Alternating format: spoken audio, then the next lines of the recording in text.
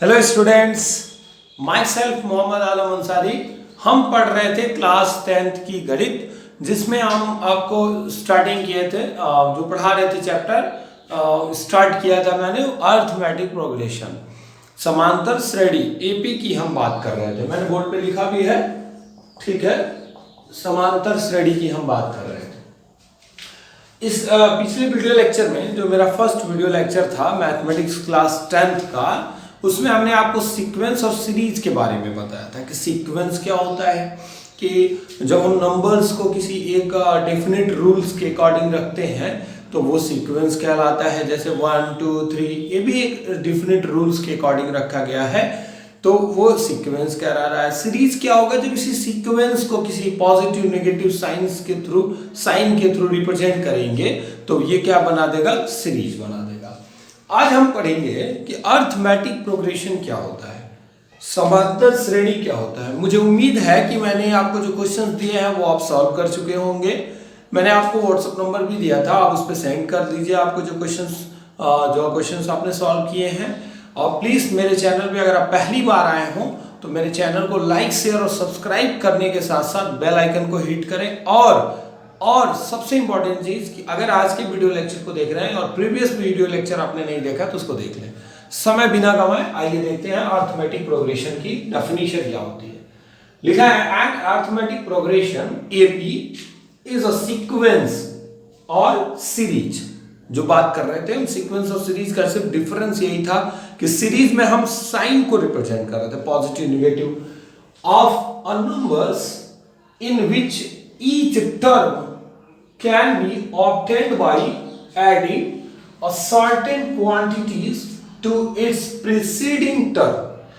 कह क्या रहा है कि एक ऐसी श्रेणी के पदों को जिसमें प्रत्येक पद each term, यहां लिखा भी है each term, ठीक है, पूर्व पद में कोई नियत संख्या जोड़ने से या घटाने से, एडिंग और सब्ट्रैक्टिंग वो भी लिख सकते हैं, obtained by adding a certain quantity.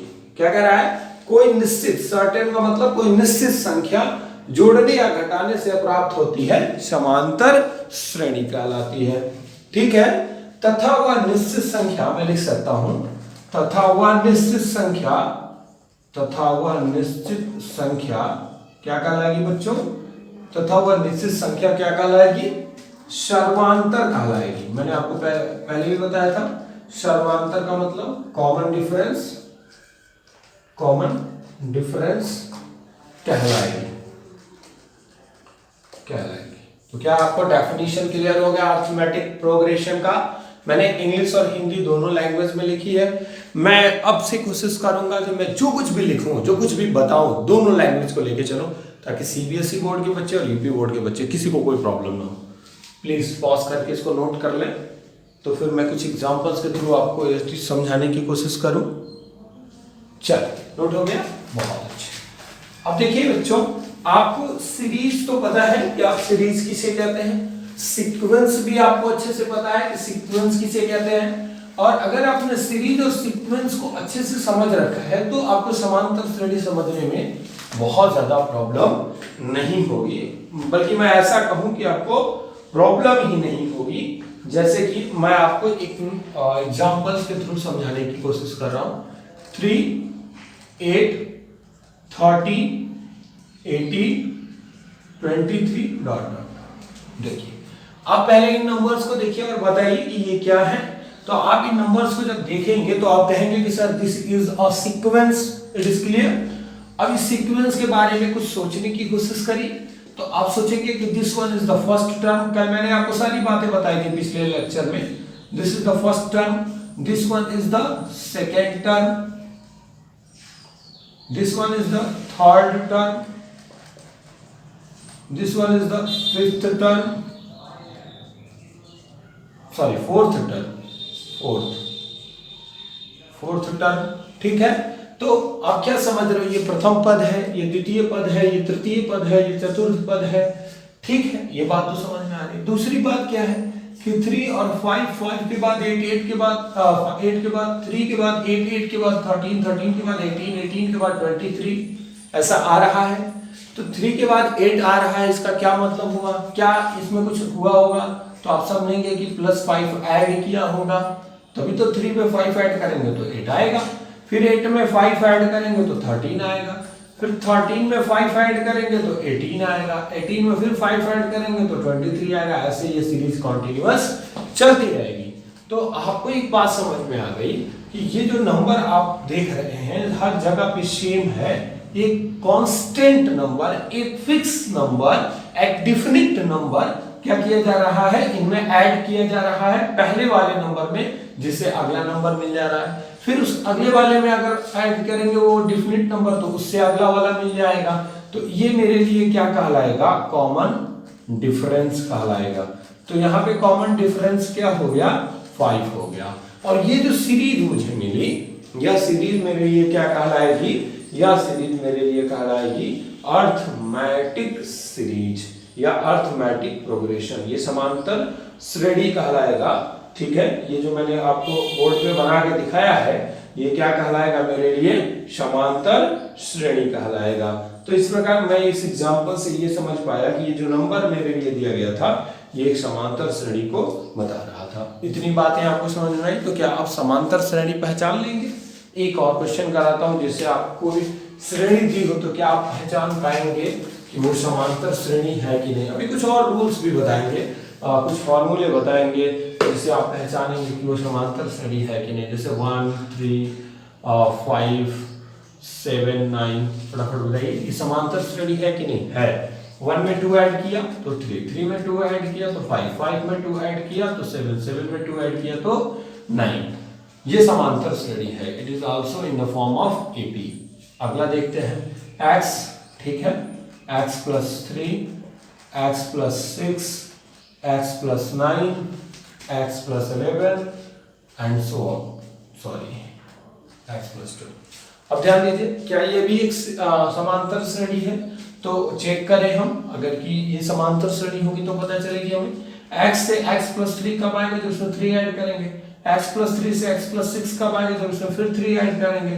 x + 6 से x + 9 कैसे आएगा, जब उसमें फिर 3 ऐड करेंगे। तो आप क्या देख रहे हैं कि हर प्रीवियस नंबर में जब हम एक फिक्स नंबर ऐड कर रहे हैं तो उसके बाद वाला नंबर हमें क्या हो रहा है, इजीली मिल जा रहा है। तो ये जो नंबर है ये मेरे लिए कॉमन डिफरेंस कहलाएगा, और ये नंबर्स क्या हो जाएंगे, किस फॉर्म में हो जाएंगे, अर्थमेटिक प्रोग्रेशन के फॉर्म में, समांतर श्रेणी के रूप में हो जाएंगे, और ये समांतर श्रेणी बना रहे हैं ऐसा हम कह पाएंगे। ठीक है, इतनी बातें समझ में आई। चलिए पॉज करके इसको भी नोट कर लें एग्जाम्पल में। चलिए अब आगे आपको कुछ बातें समझाता हूं मैं, आपको थोड़ा सा समझने की कोशिश करेंगे, थोड़ा इत्मीनान से समझेंगे। अगर ये अर्थमेटिक प्रोग्रेशन में है और इनके बीच का हमने कॉमन डिफरेंस क्या कंसीडर किया था, d, ये आपको पता होना चाहिए। तो अगर मैं आपको समझाने की कोशिश करूं, a1 को मैं a1 लिख सकता हूं, डजंट मैटर। a2 को मैं क्या लिख सकता हूं, थोड़ा ध्यान से समझिए। कुछ सेकंड पहले पढ़ा कि a2 आएगा कैसे, a1 में d ऐड करना होगा, तो a1 + का d। अच्छा, a3 कैसे आएगा, a3 को क्या लिखेंगे, सोच के बताइए। a3 को लिख सकते हैं a2 + t, क्योंकि फिर इसमें d ऐड किया होगा तभी तो हमको a3 मिला है। अच्छा, और a2 को क्या लिख सकते हैं, a1 + d, तो a1 + d + d तो क्या हो जाएगा, a1 + 2d हो जाएगा बच्चों। अब आइए a4 के बारे में जानें। a4 को क्या लिख सकते हैं, a4 को लिख सकते हैं a3 + का d, और अभी आपने a3 के बारे में a1 टर्म के रूप में क्या समझा, a1 टर्म के रूप में आपने a3 को a1 + 2d के रूप में लिखा। अगर हम कहें कि a3 को जो तीसरा टर्म है वो पहले पद के साथ किस प्रकार संबंध रखता है, तो जो तीसरा टर्म है वो पहले पद के साथ किस प्रकार संबंध रखता है, a1 + 2d का संबंध रखता है। तो मैं अगर a3 की बात कर रहा हूं कि a3 की जगह मैं क्या लिख सकता हूं, a + 2d और प्लस का d। तो a3 की जगह हमने a + 2d लिखा, यहां से a1 + 2d, ठीक है, और ये हो जाएगा a1 + 3d। इस चीज को मैं समराइज करता हूं, a1 को मैं a1 लिखता हूं, डजंट मैटर, कोई प्रॉब्लम नहीं। a2 को मैं लिखता हूं, देखिए ध्यान से, a1 + का d। a3 को लिखता हूं मैं A3 को क्या लिखता हूँ ध्यान, A1 प्लस का 2D, A4 को मैं क्या लिख रहा हूँ, A1 प्लस का 3D। इस प्रकार में अगर AN की बात करूँ, AN की बात करूँ तो क्या हो जाएगा, A1 प्लस, ध्यान से समझिए मेरी बात को, अगर AN प्लस की बात करें तो AN प्लस क्या हो जाएगा, देखिए 4 है तो एक नंबर कम है इसमें, फोर्थ टर्म पूछ रहा है तो 3D आ रहा है, तो अगर nth टर्म पूछेगा तो क्या हो जाएगा, A1 प्लस n माइनस 1। देखिए चौथा पूछ रहा है तो यहाँ 3D लिखना है, तो nवां पूछेगा तो n माइनस 1, दूसरा तीसरा पूछा तो 2D, एक कम करके लिखना है, तो क्या हो जाएगा, an बराबर a plus n minus 1 into D. कुछ सेकंड पहले हमने यही बात आपसे पहले भी कर रखी थी, अभी भी कर दिए हैं कि अगर कोई समांतर श्रेणी का आपको 20वां पद बताना है और प्रथम पद और डी पता है, ये और ये पता है, तो आप 20वां पद बता सकते हैं। लेट अस और अच्छे से इसको एक्सप्लेन करने के लिए, मुझे ये नोट कर लिया होगा आपने, मिटा रखा हूं। देखिए अगर मैं कहूं कि किसी समांतर श्रेणी का पहला पद 2 है, कॉमन डिफरेंस 3 है, तो इसका 20वां पद क्या होगा, 20वां पद क्या होगा, ठीक है ना। क्या कह रहा है कि 20वां पद बताइए, पहला पद आपको दे दिया है 2, कॉमन डिफरेंस आपको दे दिया है 3, तो कह रहा है find the 20th term, 20 term, 20वां टर्म बताइए, ठीक है। 12th टर्म नहीं पूछ रहा है, 20वां टर्म पूछ रहा है, तो क्या होगा, A20 लिखेंगे कैसे, फॉर्मूला क्या है, A1 plus n minus 1 into D. और अगर आप समझ गए हैं तो इस फार्मूले को लिखने की भी जरूरत नहीं पड़ती, आप क्या लिखते सीधा सीधा, A20 equal to A1 plus, और जिस टर्म की बात करेगा उससे एक कम, तो 19D, ठीक है, ये ऐसे लिख लेंगे। मैं आपसे कहूं कि इसका 20वां की जगह इसका 17वां पद बताइए, तो क्या हो जाएगा बताइए, A70 की value, A17 equal to A plus 16D हो जाएगा ना, A1 प्लस 16D। देखिए भाई 17 पूछा n माइनस 1, फॉर्मूले में रख लीजिए, डजंट मैटर। 17 पूछता है तो A1 plus n minus 1 into D पूछ रहा है, n की जगह 17 हो गया, 17 माइनस 1 कितना होगा बच्चों, 16 होगा, तो 17 पद जो होगा वो क्या हो जाएगा, 17वां पद जो होगा वो 16, A1 प्लस 16D हो जाएगा। तो आपको ये फॉर्मूला आपको याद रखना है बहुत ही कॉन्सेप्ट के साथ अच्छे से, क्योंकि इस पर हमारे क्वेश्चंस सॉल्व होंगे। पॉज करके नोट करिए।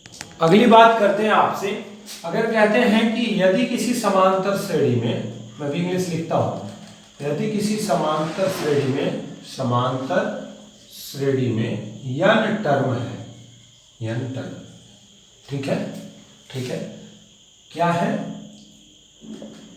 इन AP, ठीक है, अरिथमेटिक प्रोग्रेशन, ठीक है, n टर्म्स, ठीक है, किसी भी अरिथमेटिक प्रोग्रेशन में कितने टर्म्स दिए गए हैं, n टर्म्स दिए गए हैं, आप ऐसे समझ भी रहे होंगे। किसी समांतर श्रेणी में n टर्म्स हैं, n टर्म्स उस अरिथमेटिक प्रोग्रेशन में दिए गए हैं। इतनी बात आपको समझ में आ रही है, ठीक है। अच्छा, और जो nth टर्म है, ठीक है, जो लास्ट टर्म है, n टर्म है, 20 टर्म है, तो जो 20वां टर्म है, यानी कि जो लास्ट वाला टर्म है, ठीक है, तो जो हमारा nth टर्म है, nth टर्म, मान लीजिए कह रहा है किसी समांतर श्रेणी में n टर्म है, n का मतलब 20, 10, 15, 1000, 50 कुछ भी हो सकता है, तो किसी समांतर श्रेणी में 50 पद है, और जो 50वां पद है, यानी कि लास्ट वाला जो पद है, nth टर्म इज L, ठीक है, जो अंतिम पद है वो L है।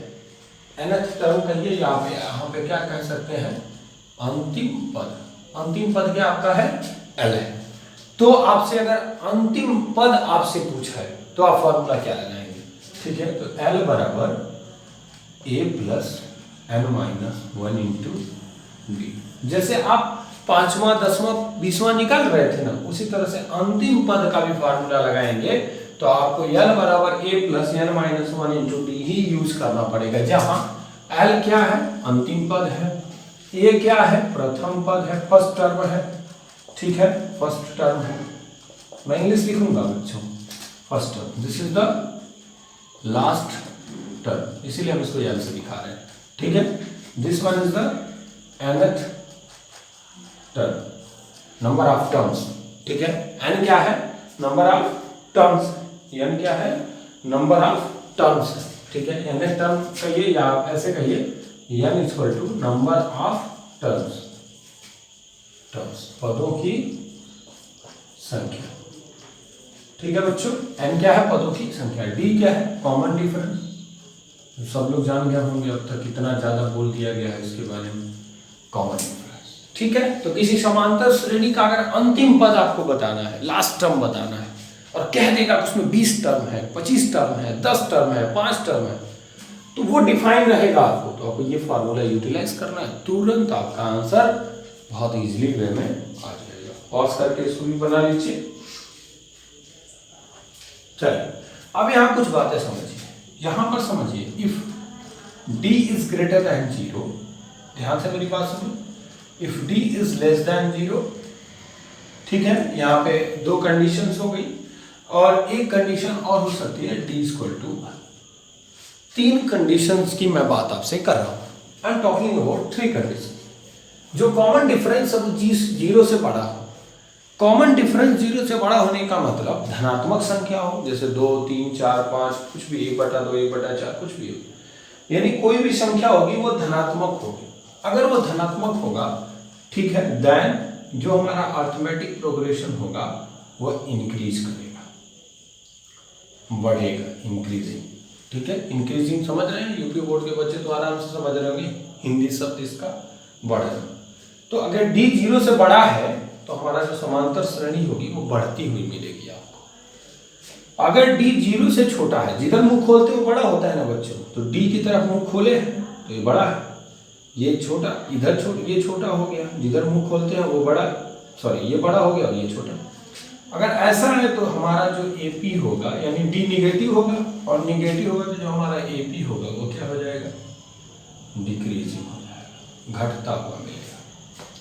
और अगर हमारा d 1 है, d बराबर 1, सोचिए बच्चों, यहाँ पे d क्या मिल गया? अगर हमें 1 मिल गया, d अगर हमें 1 मिल गया, तो हमारा क्या होगा?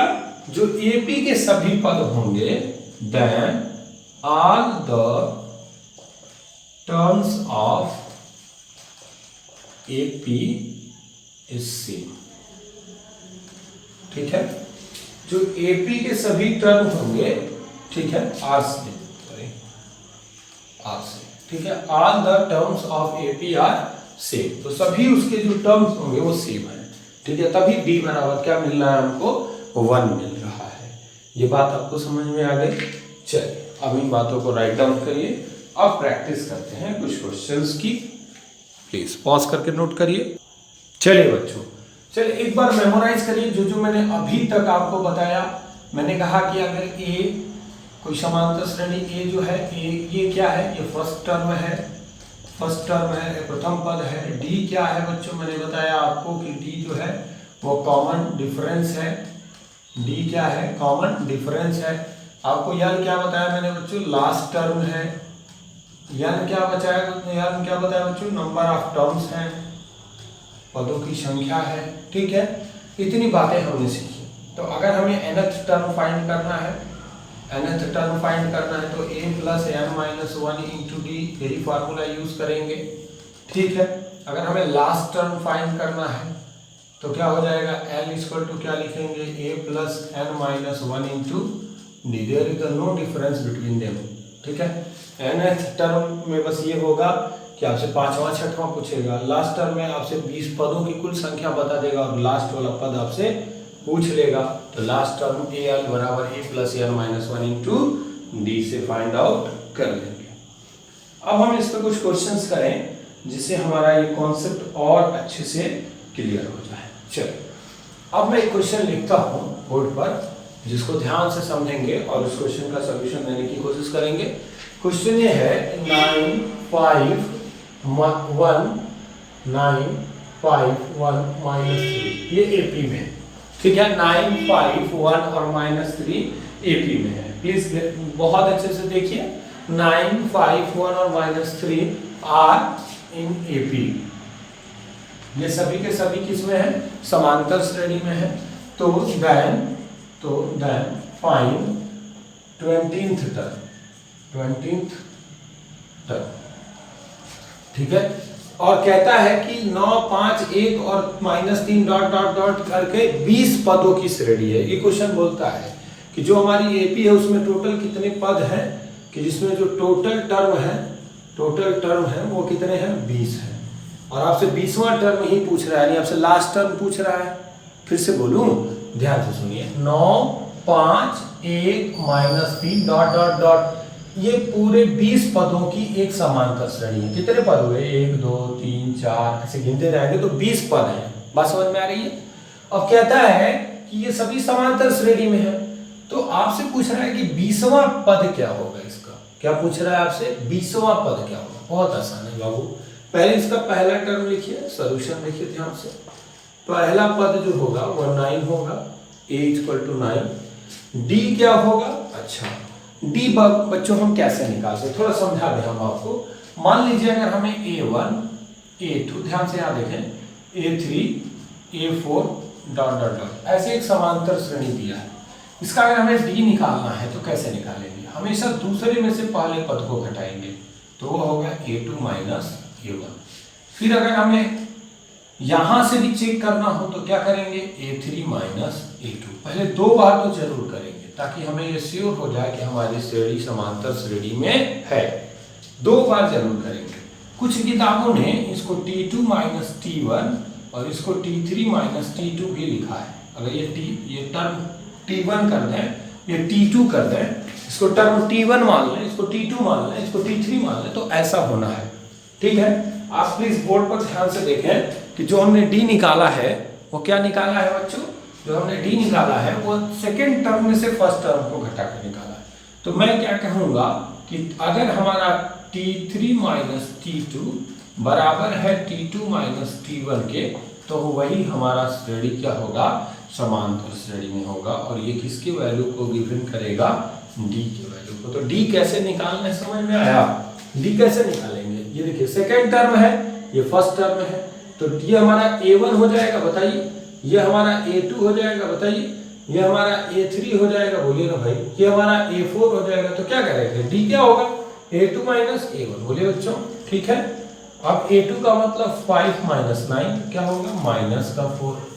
चलिए एक बार और चेक कर लें कि क्या हमारा कैलकुलेशन गलत नहीं है, फिर D निकालिए। तो यहाँ पे A3 - A2 भी कर सकते हैं। A3 क्या है हमारे पास 1 और A2 क्या है 5, 1 में से 5 जाएगा तो -4। यानी आप समझ गए कि D आपको क्या मिलेगा, दोनों जगह सेम मिलेगा, तो कोई एक ही यूज करना है। ऐसा नहीं कि 2 बार निकालेंगे तो 2 बार रखेंगे। D का मतलब आपको मिल गया। सो आप D क्या पा गए, सो आप D बराबर पा गए बच्चों -4। ये बच्चों आपको समझाने के लिए मैंने 2 बार किया है। अब आइए देखते हैं स्टूडेंट क्या कर सकते हैं। तो अब हमें पूछ रहा है लास्ट टर्म, तो L बराबर क्या होता है, A + n - 1 × D। अच्छा L बराबर A की वैल्यू कितनी है 9, n की वैल्यू अब सोच रहे होंगे सर ये कहां से मिलेगा, वो क्वेश्चन खुद दिया है 20 टर्म यानी 20वां टर्म। तो क्या करेंगे 20 - 1 और D की वैल्यू -4। सॉल्व करिए, 9 प्लस ये 19 होगा, देखिए सब्ट्रैक्ट करिए फटाक से, 19 होगा और 19 में -4 का मल्टीप्लाई करिए तो कितना आएगा, कितना आएगा, ये 19 होगा। चलिए कर लेते हैं स्टेप पर, इक्वल टू -4। अब यानी equal to 19 minus plus minus का माइनस, पहले चिन्ह का गुणा होता है और 19 को 76, ठीक है, और 76 में से 9 घटा लीजिए तो L बराबर आपको क्या मिल जाएगा, जल्दी बताइए घटा के भाई, कितना मिल जाएगा, बहुत अच्छे 67, इसी का उल्टा देखिए मैजिकल काम हो गया। तो आपने अगर 76 में से 9 माइनस किया तो क्या मिल गया आपको, -67।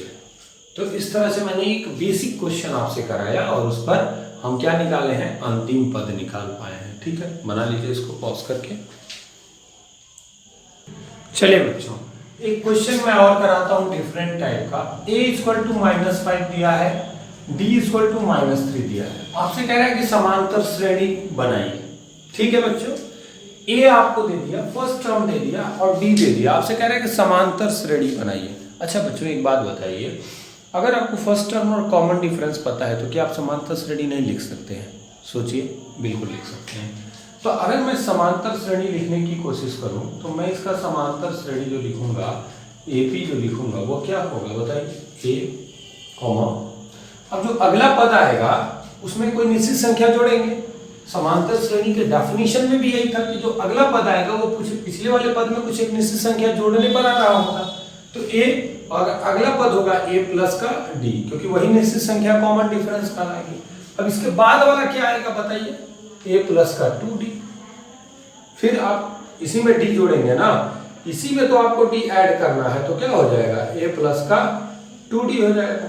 अब ध्यान दीजिए इसके बाद वाला पद क्या आएगा, A प्लस का 3D plus comma dot dot dot ऐसे आगे बढ़ जाएगा। अब करिए A की वैल्यू आपको क्या दी गई है, सो A की वैल्यू क्या है, माइनस का 5। अच्छा, A प्लस D यानी -5 और प्लस माइनस का 3, ठीक है बच्चों। अच्छा, यहाँ ये A प्लस का 2D, A की वैल्यू -5 प्लस 2 इंटू माइनस का 3, ठीक है, डॉट डॉट आगे सॉल्व करते हैं। -5 -3 3 2 जा 6 माइनस का 6, पहले चिन्ह का चिन्ह के साथ, प्लस माइनस का माइनस होता है, 3 2 जा 6 होगा, ठीक है, डॉट। अब -5 क्या हो जाएगा, 5 3 8 -8, दोनों का साइन सेम है, ऐड करेंगे 6 5 11 -11 डॉट डॉट, ये एक सीरीज बन गई। आप चाहे तो फाइंड आउट कर सकते हैं, ठीक है। कुछ लोग कहते हैं सर हम ऐसे नहीं करना चाहते, मत करो भैया, क्या परेशानी है।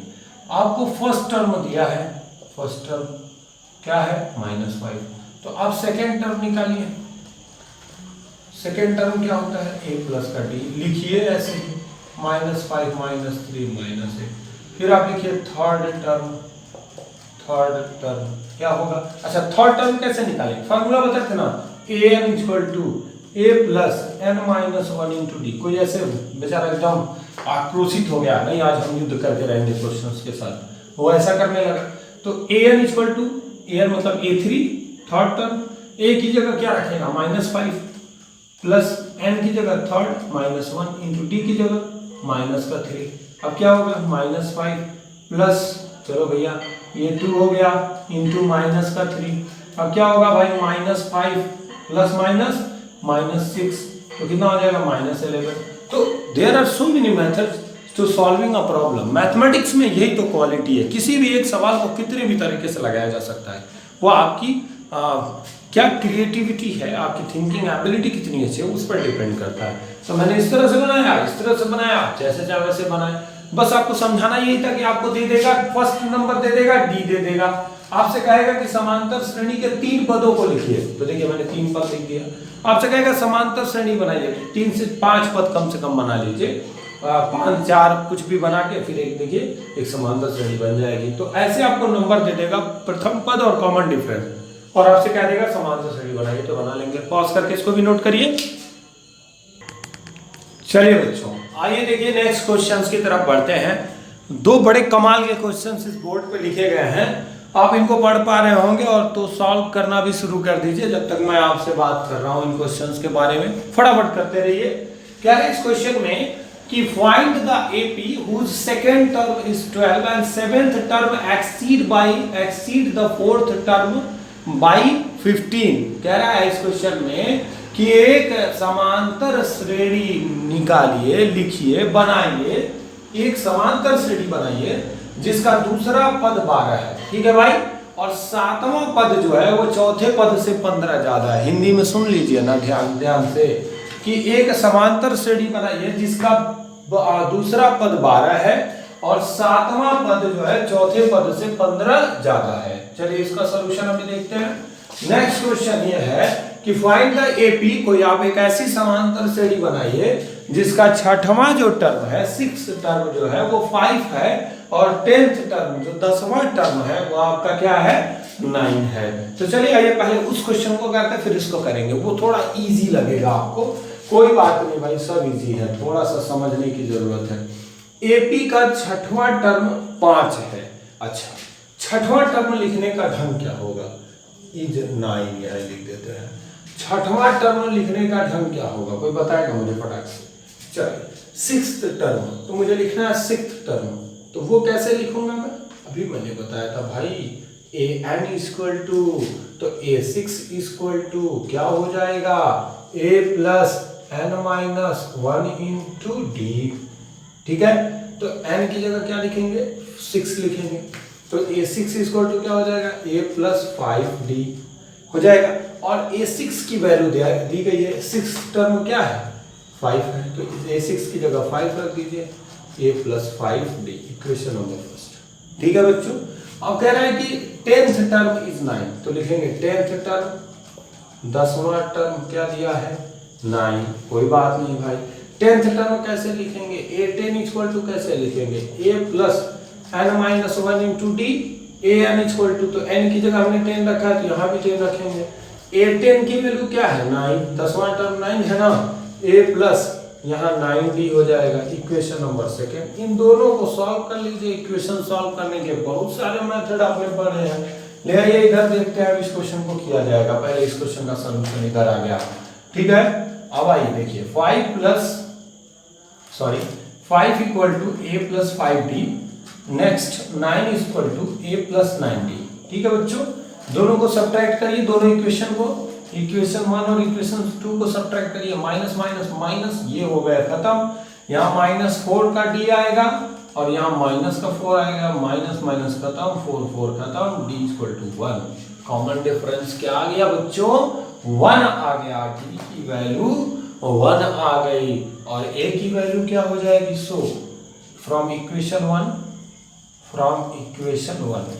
1 से आ जाइए।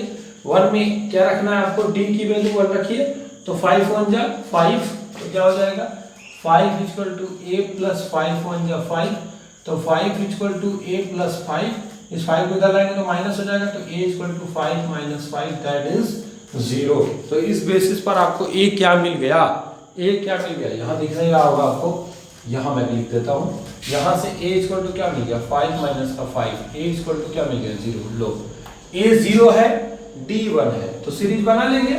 चलिए सीरीज कैसे बनेगा, तो AP क्या हो जाएगा, AP होता है A प्लस का D, A प्लस का 2D, A प्लस का 3D डॉट डॉट डॉट। ठीक है बच्चों, अब आइए, तो आपको AP क्या मिल जाएगा, A 0, दूसरा 0 प्लस 1, फिर तीसरा क्या होगा, जल्दी बताइए, A की जगह 0, 2D, तो क्या हो जाएगा 2 इंटू 1, फिर 0 plus 3 into 1 dot dot dot, क्या हो जाएगा बच्चों, 0 प्लस 1, 0 कॉमा 0 में 1 जोड़ेंगे तो 1, 0 में 2 ऐड करेंगे, अरे भाई 2 1 जाए 2, 2 में 0 ऐड करिए 2, 3 डॉट डॉट डॉट, ऐसे सीरीज चलेगी। तो this is the answer of this question. बहुत आसानी, फिर समझिए, छठवां टर्म आपको 5 दिया है, तो छठवां टर्म लिखने का यही तो ढंग होगा, A प्लस 5D, तो A प्लस 5D की वैल्यू क्या हो जाएगी, 5, A प्लस 5D की वैल्यू 5 हो जाएगी। 10वां टर्म पूछ रहा है तो A प्लस 9D हो गया, इसकी वैल्यू क्या दिया है, 9 हो जाएगा। अब इन दोनों इक्वेशंस को सॉल्व करके A और D की वैल्यू फाइंड करिए। ये AP का एक फॉर्मेट है, बेसिक तरीका है लिखने का, उसी पर रख दीजिए, आपका आंसर क्या हो जाएगा, आ जाएगा। पॉज करके फटाफट नोट करिए। तो नेक्स्ट क्वेश्चन मैं आपको बताऊं, चलो बच्चों, दूसरे वाले क्वेश्चन पे कुछ जादू करना है हमको, समझना है इसको कैसे करते हैं। अब बहुत आसान है, बस आपको बेसिक चीजें आपको पता होनी चाहिए, मैंने जो बताई है। Find the AP whose second term is 12, मैंने कहा वह समांतर श्रेणी जिसका दूसरा पद 12 है। ठीक है भाई, थोड़ा हिंदी में कर दे, दूसरा पद यानी कि सेकंड टर्म वो कितना है, 12। दूसरा पद कैसे लिखेंगे, A प्लस का D, क्यों भैया, कैसे लिखेंगे, A plus n minus 1 into D, तो दूसरा पूछेगा तो n इक्वल टू 2 रखेंगे ना, तो 2 minus 1 into d equal to 2, 12। अच्छा, A plus 2 minus 1 1 into d equal to 12, या हम लिख सकते हैं A plus d equal to 2। क्या बकवास काम किया। चलिए, कहता है और 7th term exceed the 4th bye 15, यानी कह रहा है कि 7वां पद जो है चौथे पद से, ठीक है ना, चौथे पद से 7th टर्म ऐसे लिखते हैं, 4th term minus 7th term minus 4th term क्या हो जाएगा, इक्वल टू 15। क्या रहा क्वेश्चन, ये कह रहा है ना कि 7वां पद चौथे पद से 15 ज्यादा है। ठीक है, अच्छा 7वां पद चौथे पद से 15 ज्यादा है, तो 7वां पद लिखिए, देखिए भाई, जो पद लिखना है फॉर्मूला एक ही चीज है, a plus n minus 1 into D. सातवां पूछेगा तो n की जगह क्या हो जाएगा, यहाँ n माइनस 1 कितना हो जाएगा 6। 7 पूछेगा तो एक कम करना है ना, तो क्या हो जाएगा a प्लस 6d। इतना तो आप समझ गए होंगे यार। अच्छा, चौथा पद क्या होगा, माइनस का साइन। इसको थोड़ा दो पद लिखना है ना, तो इसलिए ब्रैकेट में लिखेंगे, ध्यान दीजिएगा। a प्लस 3d हो जाएगा बराबर 50, ब्रैकेट को ओपन कर लीजिए, a प्लस 6d, ध्यान दीजिए a plus 6d minus a minus 3d equal to 50 minus a plus a स्वाहा। अब क्या हो गया, 6d में 3d जाएगा तो 3d इक्वल टू 50, 3 1 जा 3, 3 5 जा 15, d इक्वल टू 5। क्या आपको d मिल गया? वाह, अगर d मिल गया तो क्या इस इक्वेशन से आप a निकाल लेंगे? बिल्कुल निकाल लेंगे भाई, क्या परेशानी है। a plus d equal to 12, तो a इक्वल टू 12 माइनस का d, तो a इक्वल टू 12 माइनस का 5, a इक्वल टू 7। a और d मिल गया तो a भी मिल जाएगा। इसको अगर हम इरेज कर दें तो यहाँ पर देखिए हमें कैसे मिलेगा।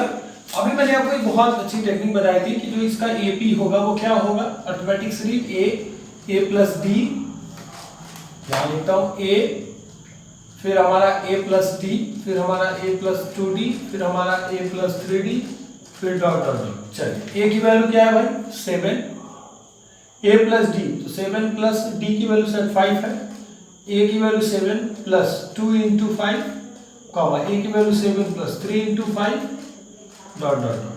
चलिए 7 7 5 12। अब ध्यान दीजिए 5 2 जा 10, 10 और 7 कितना हो जाएगा जल्दी बताइए, 17। गुड। और 5 3 15 और 7 कितना होगा, 5 3 जा 15 और 7 क्या हो जाएगा 22।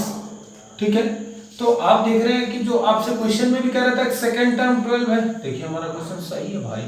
फोर्थ टर्म आपका क्या है 22, लाइए 7 टर्म तक पहुंच ही जाते हैं। तो अब यहाँ पे आप समझ रहे होंगे कि सब में 5 ऐड करना है, तो 7 हो गया, 7 5 12, 12 5 17, 17 5 22, 22 5, जल्दी बताइए 22 5, 5 2 7 27, 27 5 32, 32 5 37, डॉट डॉट डॉट। अब यहाँ ध्यान दीजिए, जो आपसे क्वेश्चन कह रहा था कि जो इसका 7th टर्म है वो 4th टर्म से 15 ज्यादा है, तो 7th टर्म कौन सा होगा, 1 2 3 4 5 6 7, 7 टर्म है 37, 4th टर्म क्या है 1 2 3 4, वो 4 22, इससे कितना ज्यादा है 50। देखिए मेरा आंसर क्या है, सही है। पॉज करके इस क्वेश्चन के सॉल्यूशन को नोट करिए फटाफट। चलिए अगले क्वेश्चन की तरफ हम बढ़ेंगे। अगला जो मेरा क्वेश्चन है, एक समांतर श्रेणी में लिखता हूं 3/2 3/2 1/2 3/2 1/2 minus 1/2 minus 3/2 dot dot dot, एक समांतर श्रेणी। आपसे पूछ रहा है कि फाइंड a एंड d। ठीक है, देखिए होता क्या है, जब हमें फ्रैक्शन का कोई क्वेश्चन मिलता है ना, हमारे दिमाग में फ्रिक्शन होने लगता है, करें तो क्या करें, कुछ नहीं करेंगे भैया, जैसे नॉर्मल कर रहे हैं तो वैसे ही सॉल्व करेंगे।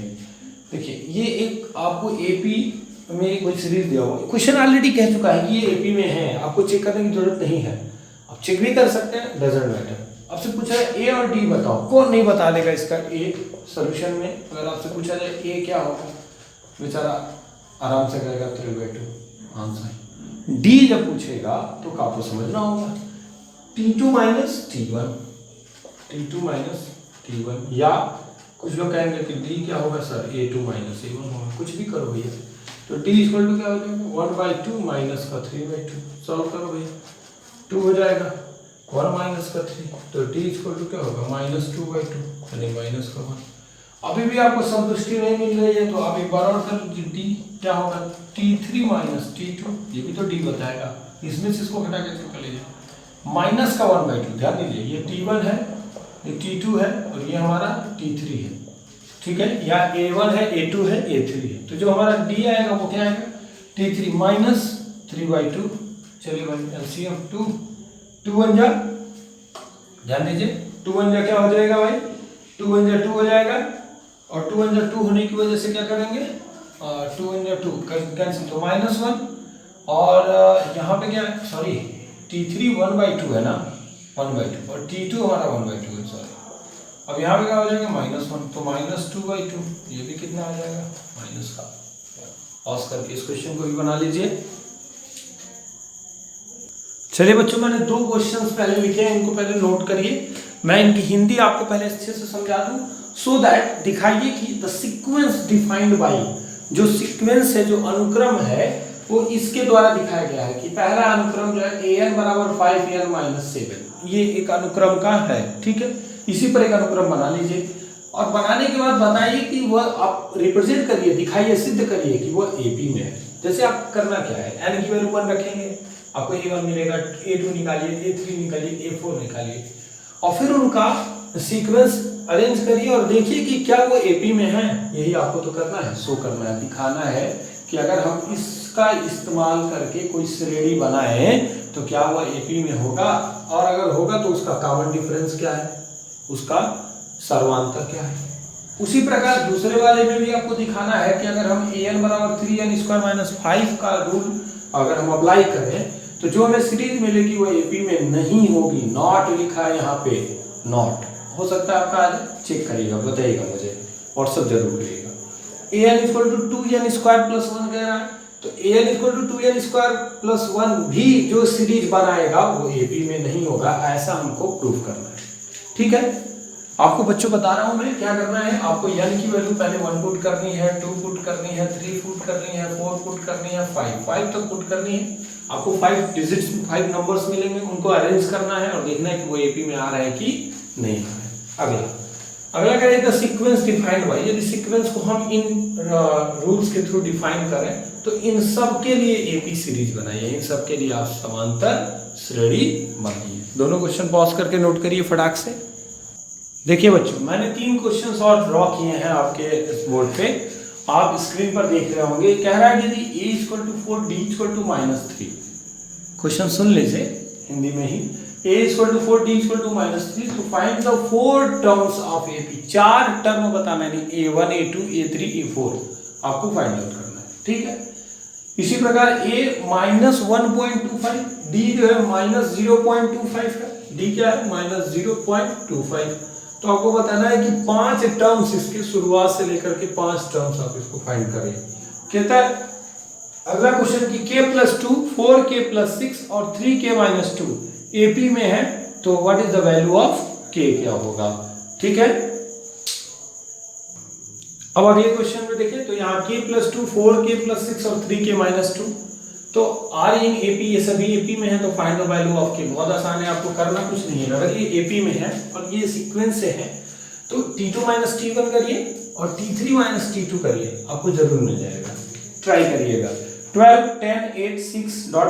का 24th टर्म्स बताइए। बहुत इजी है, आप इसका 24 टर्म्स बता सकते हैं क्योंकि आपको a और d आसानी से मिल जाएगा।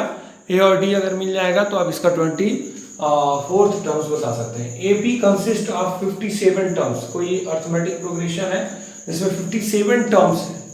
ठीक है, विच 7th टर्म इज 30, जो 7th टर्म है उसका वो है 30 and the last term is 108, और जब उसका लास्ट टर्म है 108 है तो आपको 45 टर्म्स बताने हैं। तो 45वां पद क्या होगा आपको बताना है। तो आज के लिए बस इतना ही, आप इनको अच्छे से सॉल्व करिए।